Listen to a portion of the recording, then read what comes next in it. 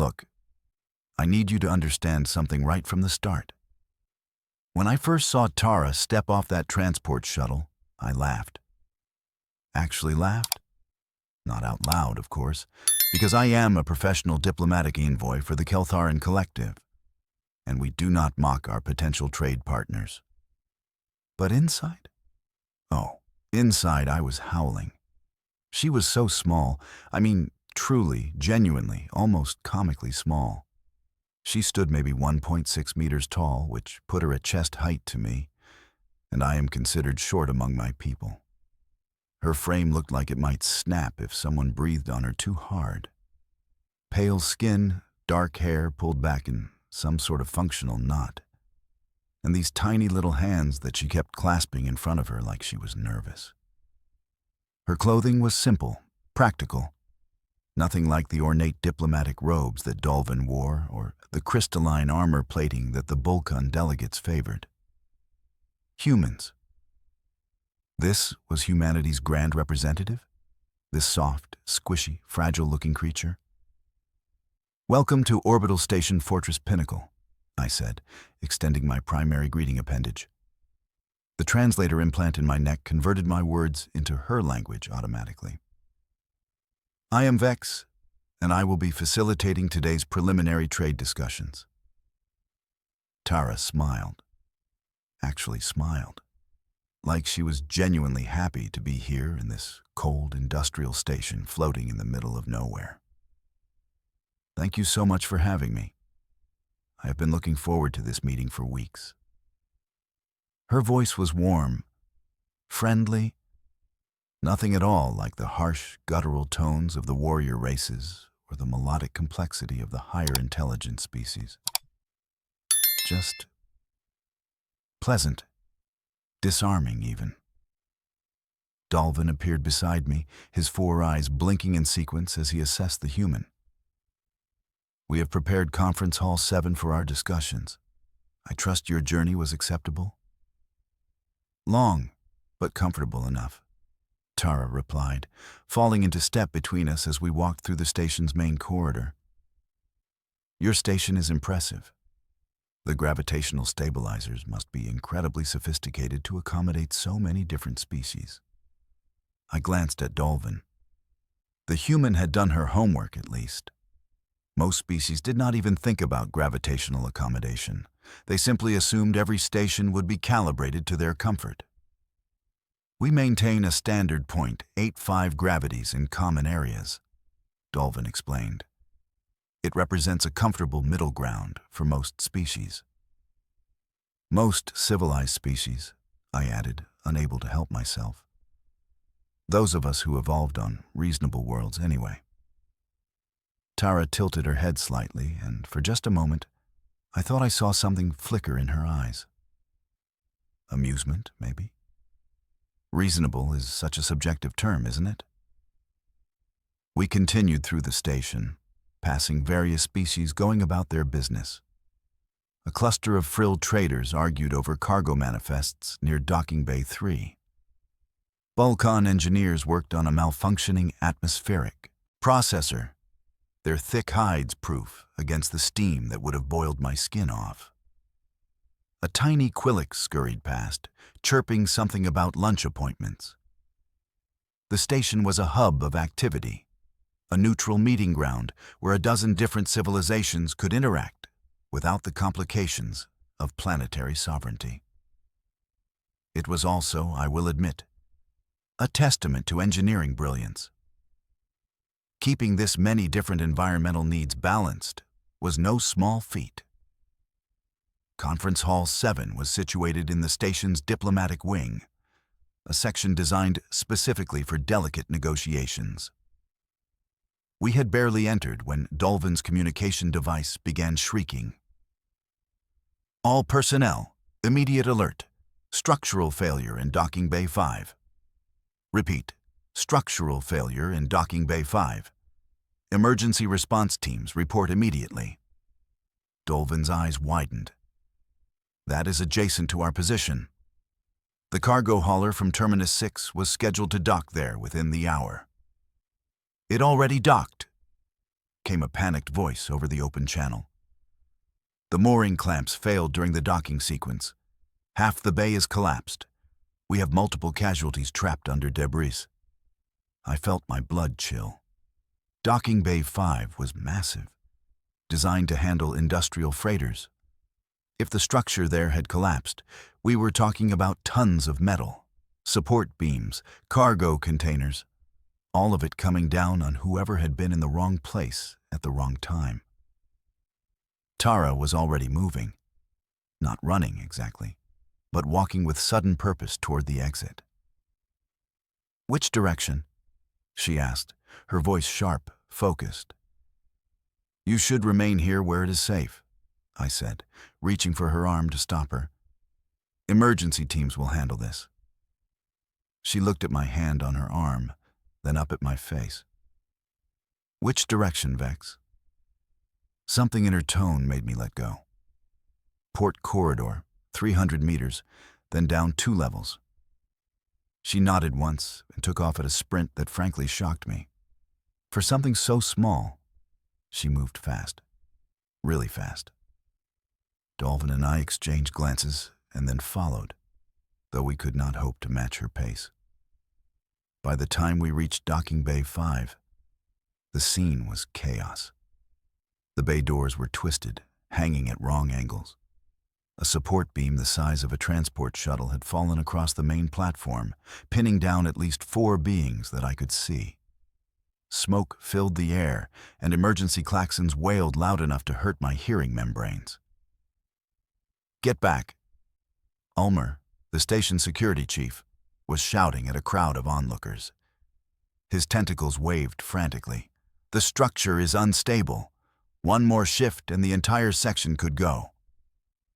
I spotted Nia, a frilled trader I had worked with before, trapped beneath what looked like a cargo container.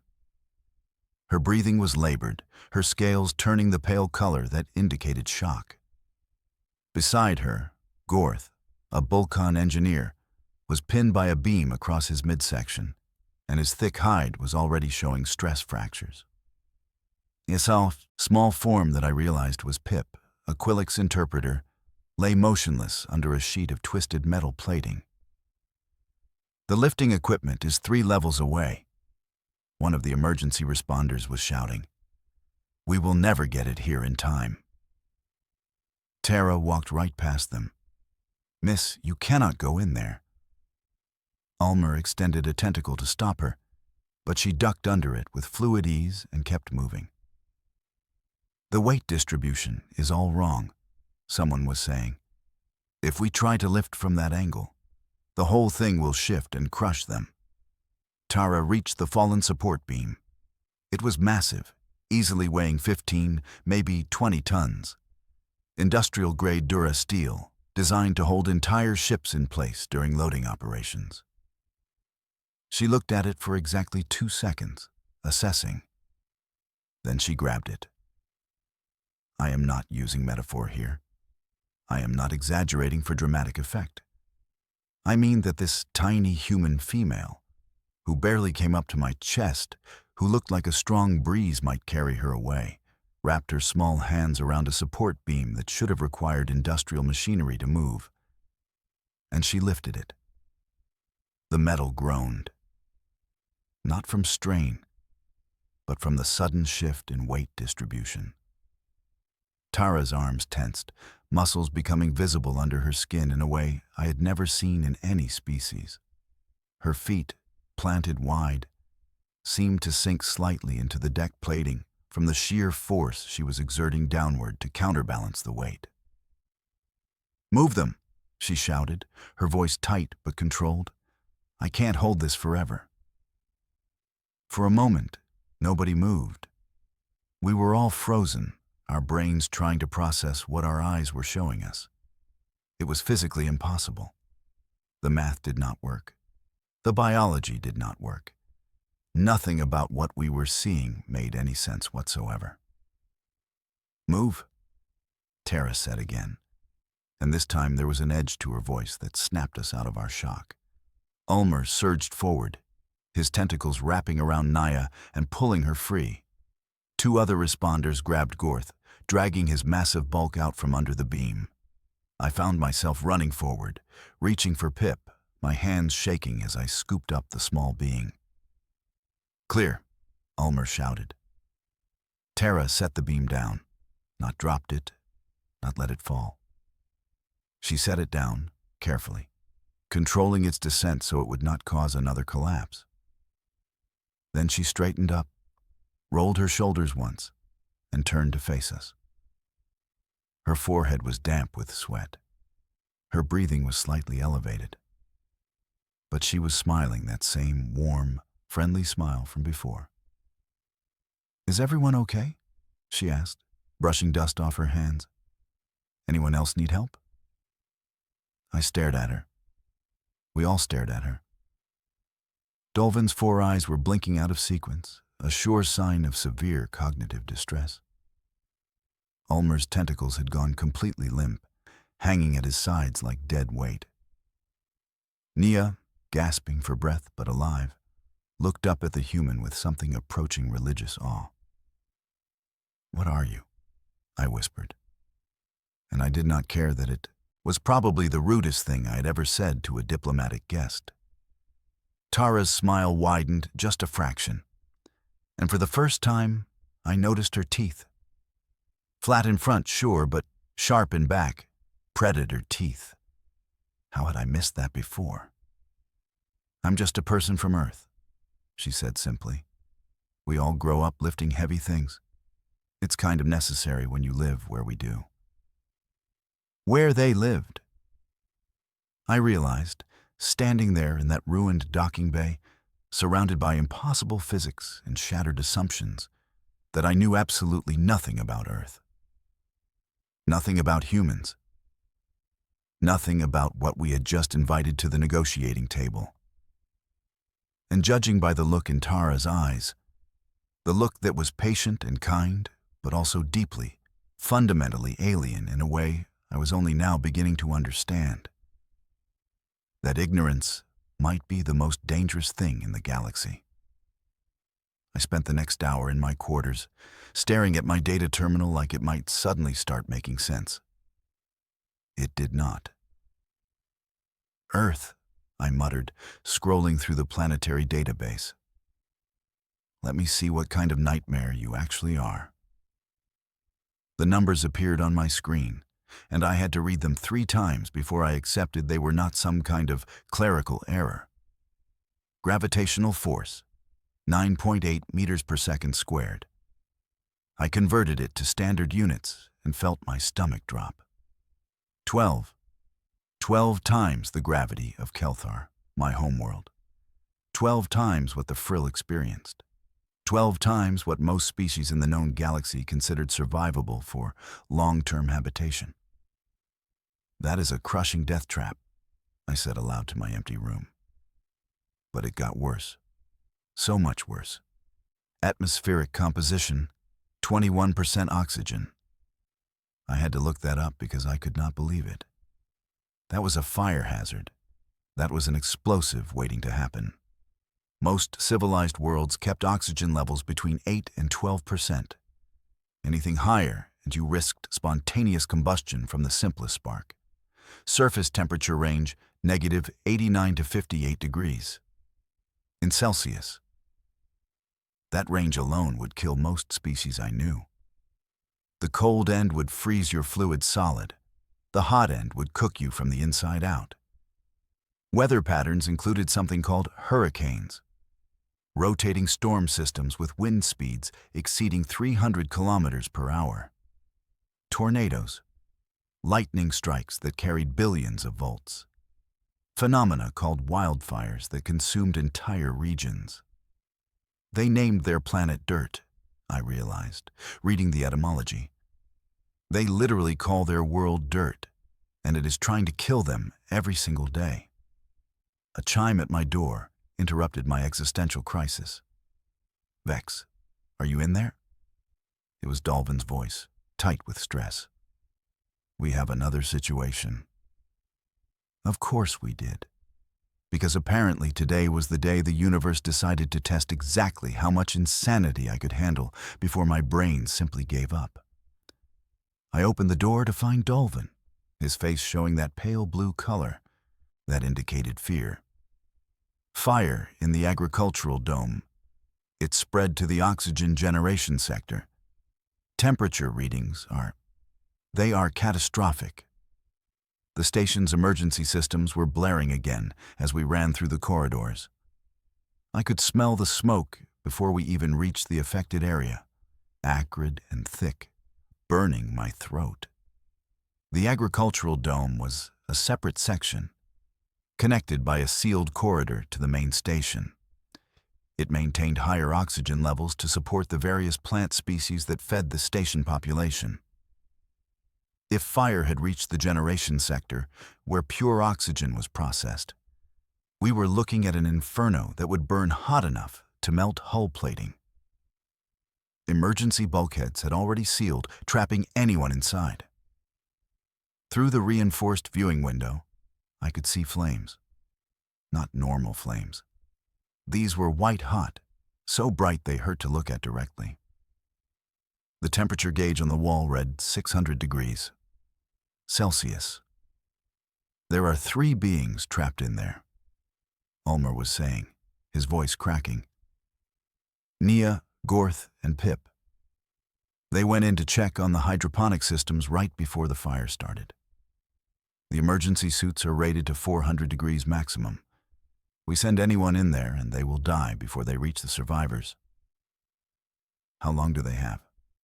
Dolvin asked. Minutes. Maybe 5 if they found a pocket of cooler air. The bulkhead seals are already beginning to warp from the heat. I looked through the window again and felt hopeless.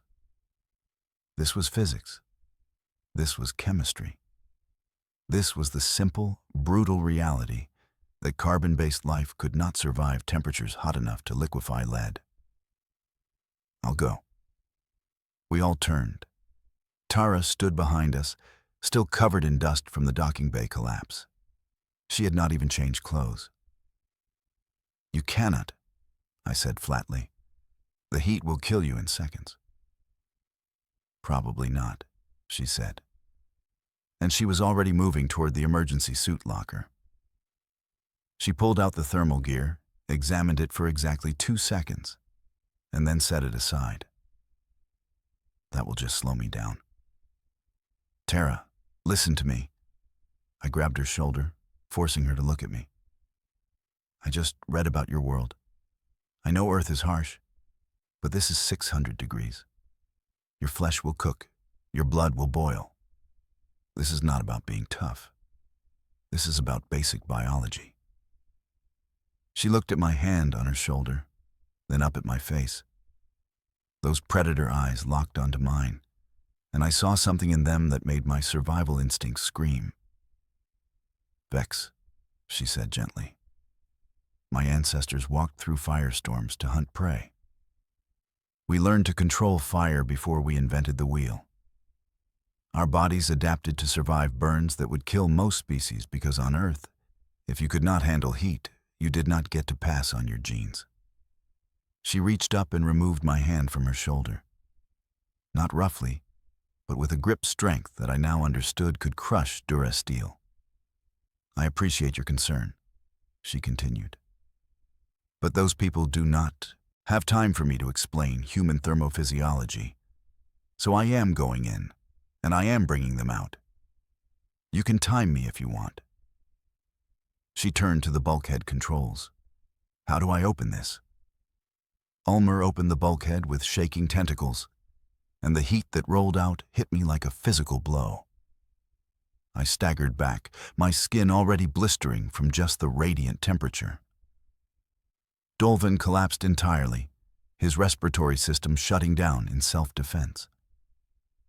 Tara walked into the flames. Just walked in, like she was taking an evening stroll through a park. The inferno swallowed her whole, and for a horrible moment, I thought we had just witnessed a suicide. Then, through the wavering heat distortion and the white-hot flames, I saw her moving, purposeful, focused. Someone get medical ready, I croaked, my throat raw from the superheated air. And fire suppression. Full systems. 3 minutes and 42 seconds. That was how long she was inside. I know because I counted every single second, convinced each one would be the last before we found nothing but charred remains. When the bulkhead opened again, Tara emerged carrying Gorth over one shoulder. The Bulkan weighed at least 300 kilograms, and she carried him like he was a sack of grain. Nia was tucked under her other arm, unconscious but breathing. Pip clung to Tara's back, tiny hands gripping her shirt. Tara's skin was red, angry, blistered red in places like a bad sunburn. Her clothes were singed, smoking at the edges. Her hair had scorch marks. But she was walking. She was conscious. She was alive. Medical now, she said, setting Gorth down gently. Naya has smoke inhalation. Pip might have a broken arm. Gorth's hide is cracked, but he should recover. What about you? Lena, a human medical officer I had not even realized was stationed here, rushed forward with a scanner. I'm fine, Tara said, waving her off. Just need some water and maybe some burn gel. Nothing serious. Nothing serious. She had just walked through 600-degree flames and called it nothing serious. That was when the alarms changed. A different sound, sharper, more urgent, the kind that meant violence was coming. All personnel, hostile boarding detected. Repeat, hostile boarding detected. Draxian raiders have breached Docking Bay 8. Security teams respond immediately. Draxian. That single word made everyone freeze. Draxian pirates were not thieves. They were killers. They wore military-grade exoskeletons that multiplied their already considerable strength by a factor of 10. They carried plasma weaponry that could cut through hull plating. They took no prisoners, left no survivors, and their reputation across 12 sectors was built on mountains of corpses. How many? Ulmer demanded into his communicator. Scans show 15, maybe 20. They are moving fast, cutting through bulkheads. They will reach the residential areas in 10 minutes. I felt cold despite the lingering heat from the fire. 15. Draxian raiders could slaughter everyone on this station. Our security forces were equipped for crowd control and minor disputes, not military assault. Evacuate the civilians to the core bunkers, Dolvin ordered, having recovered enough to stand. Seal every bulkhead between here and their position. Maybe we can slow them down long enough for a distress signal to reach the nearest patrol. Or I could go talk to them, Tara said. We all looked at her like she had lost her mind. Talk to them? I said. Tara, these are Draxian raiders. They do not talk. They do not negotiate. They kill everything they encounter because that is what they do. It is their culture, their purpose, their entire existence. Then I will not talk for long, she replied, and started walking toward Docking Bay 8. Tara, wait. I ran after her, grabbing her arm again. I seemed to be making a habit of that. You cannot fight them. Yes, you are strong. Yes, you are durable. I understand that now. But they have weapons. They have armor. They have numbers. She stopped and turned to face me fully. When she smiled this time, it was different. Not warm. Not friendly. It was the smile of something that had teeth and knew how to use them. Vex, she said softly. Do you know what the apex predator of Earth is? I shook my head, suddenly very aware that I was standing extremely close to something dangerous. We are, Tara said. Humans. We climbed to the top of the food chain on a planet that was actively trying to kill us every single day. We did not do that by running away. She pulled her arm free from my grip. Now, if you will excuse me, I have pirates to handle. You should probably stay back. This might get messy.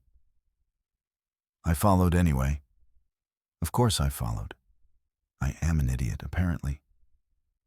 But I had to see this. Had to know if humans were really what I was beginning to suspect they were. We reached Docking Bay 8 to find Ulmer's security team already pinned down. Plasma bolts screamed through the air, melting holes in bulkheads. The Draxian raiders moved like machines, their exoskeletons making each step a thunderous boom against the deck plating. Havrik, their captain, stood at the center. He was massive, even by Draxian standards. His exoskeleton painted with kill marks that covered every centimeter of available surface. 2 meters of armored murder with plasma cannons mounted on both arms. "This station now belongs to the Draxian Freehold," he roared. "Surrender and your deaths will be quick." Tara walked into the middle of the firefight. Plasma bolts flew past her head. She did not flinch, did not duck, just kept walking with that same purposeful stride until she stood 5 meters from Havrik. "Hi there," she said cheerfully. "I am Tara. I need you and your friends to leave. Right now." Havrik stared at her. Then he started laughing, a sound like grinding metal. "A human? They sent a tiny human to negotiate?" He raised one plasma cannon, pointing it directly at her face. "I have heard of your kind. Weak, soft, you barely qualify as sentient." "That is a common misconception," Tara said. "Want to know something interesting about humans?" "I want to watch you burn." Havrik pulled the trigger. The plasma bolt hit Tara square in the chest at point-blank range. The temperature of a plasma discharge is approximately 15,000 degrees. Hot enough to vaporize flesh, bone, metal, almost anything organic. Tara staggered back 3 steps. Smoke rose from her shirt, which had a hole burned clean through. The skin underneath was charred, blackened, and I could see bone in places. She should have been dead. Should have been a pile of ash. Instead, she looked down at the wound, touched it gingerly, and winced. "Okay," she said, her voice tight with pain. "That actually hurt. Now I am annoyed." What happened next happened so fast that my brain could barely track it. Tara moved, and suddenly she was not where she had been. She crossed 5 meters in less than a second, faster than any being her size should have been able to move. Her fist hit Havrik's exoskeleton chest plate. The armor, designed to withstand military-grade explosives, crumpled like paper. The impact sent Havrik flying backward into 2 of his crew, and all 3 went down in a tangle of metal and limbs. A raider to her left opened fire. Tara caught his arm, the one with the plasma cannon, and twisted. The exoskeleton joint shrieked and snapped. She used the raider's own weapon to shoot 3 others before discarding him like trash. "She's unarmed." Bront, the pirate lieutenant, shouted, "Focus fire! Bring her down!" 6 plasma cannons fired simultaneously. Tara dove, rolled, came up running. She grabbed a piece of debris, a chunk of deck plating weighing maybe 50 kilograms, and threw it like a discus. It hit Bront with enough force to crush his exoskeleton and pin him to the wall. The fight lasted 2 minutes. When it ended, 15 Draxian raiders lay unconscious or incapacitated. Their armor was ruined, their weapons scattered. And Tara stood in the center of it all, breathing hard, burned and bleeding, but very much alive. "Medical," she called out. "These raiders need attention. Some of them have broken bones." I walked forward on shaking legs. "How? How are you still standing? The plasma, the wound, you should be dead." Tara looked down at the hole in her chest. "Oh, this? Yeah, it is pretty bad. Human bodies have redundant systems, though. Takes more than one hit to shut us down completely. Evolution, you know. When everything on your planet is trying to eat you, you learn to keep fighting even when you are injured." But the strength, the speed, lifting that beam, surviving the fire, all of it. My voice was rising, panic edging in. What are you? Tara sat down heavily, wincing as Lena rushed over with medical supplies. I told you, I am human. We come from a planet with 12 times the gravity you are used to. Our muscles, our bones, our entire skeletal structure developed under crushing weight. We breathe an atmosphere so rich in oxygen that our cells produce energy at rates you would consider impossible. We survive temperature extremes that would kill most life. She paused while Lena applied something to her burns. Earth made us this way, she continued quietly. Every single day was a fight to survive. Predators with claws and fangs, weather that could freeze or burn, gravity that crushed, diseases that adapted as fast as we did. We did not choose to be this resilient.